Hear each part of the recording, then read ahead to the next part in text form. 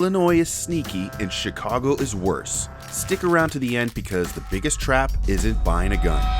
Chapter 1. Illinois Carry Baseline. Illinois is not permitless carry, and open carry is generally not allowed. If you're carrying a handgun in public in Illinois, you need an Illinois concealed carry license. The CCL is for handguns and requires 16 hours of training for most people plus a range qualification. Now here's the part that catches people early. Illinois is also a firearm owner ID state. So even before your CCL, the state requires an FOID for most firearm and ammo possession. For the Illinois concealed carry license, you have to be 21 or older. FOID has its own age rules too. If you're under 21, getting an FOID means you need parent or guardian sign-off, or you're in the military route. Now here's the part that surprises people in 2026. Illinois has a law called PICA, PICA, the Protect Illinois Communities Act. It tightened what you can buy, sell, and even possess when it comes to assault weapons, quote unquote, and certain parts. And it also cracks down on so-called large capacity ammunition feeding devices. You can't have magazines with more than 15 rounds for handguns and 10 for rifles with certain exceptions. Next chapter is where most people actually get burned. Chapter 2. Guns in Cars. If you have an Illinois CCL, you can keep or carry a concealed handgun in your vehicle loaded. If you only have a FOID and no CCL, the gun has to be unloaded and either enclosed in a case, container, or broken down, or not immediately accessible. And if you're thinking rifle or shotgun, different rules. In a vehicle, keep long guns unloaded and enclosed in a case. But what if you're driving and pulled over? Is Illinois duty to inform? Well, not automatically. But if the officer requests it, you must disclose your carrying and show your CCL. If asked, tell them where it is, and they can secure your gun during the stop. That can apply to passengers too. If you're a non-resident who's legally allowed to carry in public under your home state rules, Illinois gives you a vehicle-only lane. You can carry concealed in the vehicle while traveling through Illinois, but it has to stay in the vehicle. Once you step out of that vehicle, the non-resident protection ends. And also, carrying in the car doesn't override location rules. If you hit a prohibited place with parking, your safe lane is storage. That means lock it in a case, inside your locked vehicle, or in a locked container in the vehicle, out of plain view. Here's the full rundown on red zones, and near the end, I'll show you how Chicago turns the same rules into a minefield. Chapter 3. Prohibited areas in Illinois. Here's the trap in Illinois. Being licensed doesn't mean you can carry anywhere. Let's run a normal day scenario.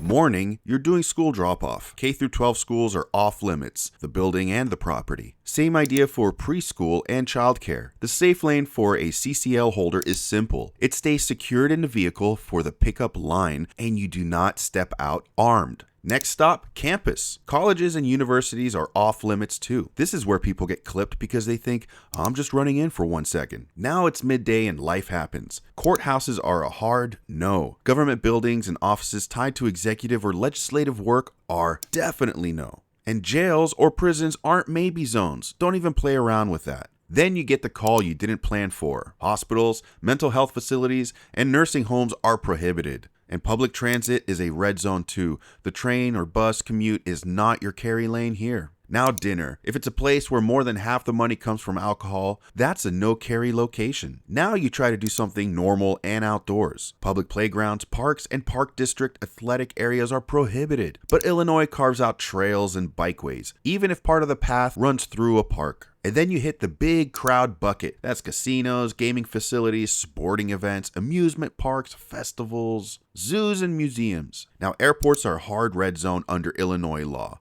Not just the terminal, but airport-controlled property. In real life, people often stay in their vehicles during curbside pickup or drop-off. But the only clear legal lane Illinois gives you is the vehicle storage rule. Lock it in the vehicle or a locked container out of view before entering prohibited areas. And yes, signage matters, but not the way people think. The standardized no gun sign is legal notice, and private property can ban carry that same way. But if a place is prohibited by statute, it's still a no-go even if somebody forgot to post the sign. And if you're told to leave, you comply. You don't argue your way into a bad day.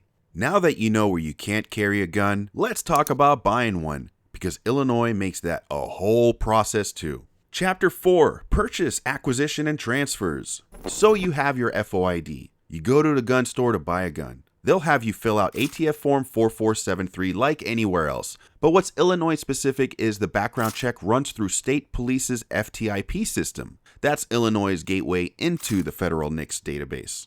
At the gun shop counter, you'll hear 3 outcomes: approved, delayed, or denied. Approved means you're cleared and a transfer gets an ISP approval number, but they'll still make you wait 72 hours from when the sale was initiated before handing over the gun. I mean, tell me how you feel about that part in the comments, and don't hold back. Delayed means the state hasn't cleared it yet, and denied means the transfer stops. If you think it's a mistake, you're in challenge territory. Get the denial transaction number from the dealer and follow the ISP appeal challenge process. And private sales isn't a cash and go. Before you hand it over, you verify the buyer's FOID through the Illinois State Police transfer portal and get an approval number. Then you still wait the 72 hours and the transfer record must be submitted and retained as required by Illinois law. But none of that matters if Illinois decides you're prohibited. Chapter 5, Prohibited People in Illinois. If you're a prohibited person, you're not mostly fine, you're blocked. And the usual reasons are the big ones: felony convictions, domestic violence convictions, active orders of protection that bar firearm possession, certain mental health prohibitions, and drug addiction issues. But here's the part people don't expect. If your FOID gets revoked, Illinois law says you have 48 hours after notice to surrender the card and file a firearm disposition record. Basically, you must account for where your firearms are going to be kept while you're prohibited. That can include transferring them to a FOID eligible person or temporarily surrendering them to a local FFL or even law enforcement, as the law allows. And if you ignore that, the law even allows law enforcement to go to court for a warrant to seize the FOID card and firearms. The state police is required to continuously monitor state and federal prohibitor database against license holders. And how do you feel about that? Comment below. Chapter 6, Chicago. Same law, more landmines.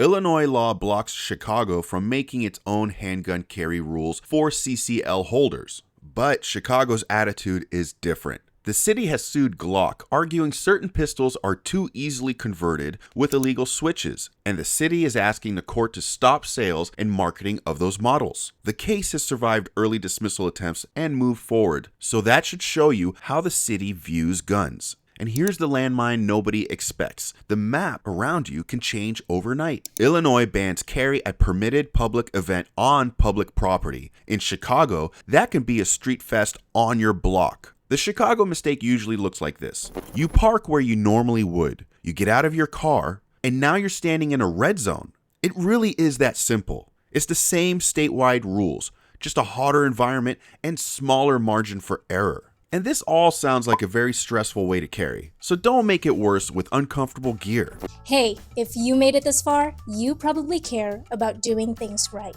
If you've tried carrying in gym shorts or sweats, it just never feels quite right. Waistband moves, holster shifts, it's fine, but it's not dialed. That is why we built Relaxed Fit Tactical. Our shorts lock onto an inner belt, so your holster clips to a hidden belt, not just fabric. Same setup, same draw, just more comfortable. So if you carry every day, this just makes sense. Links below.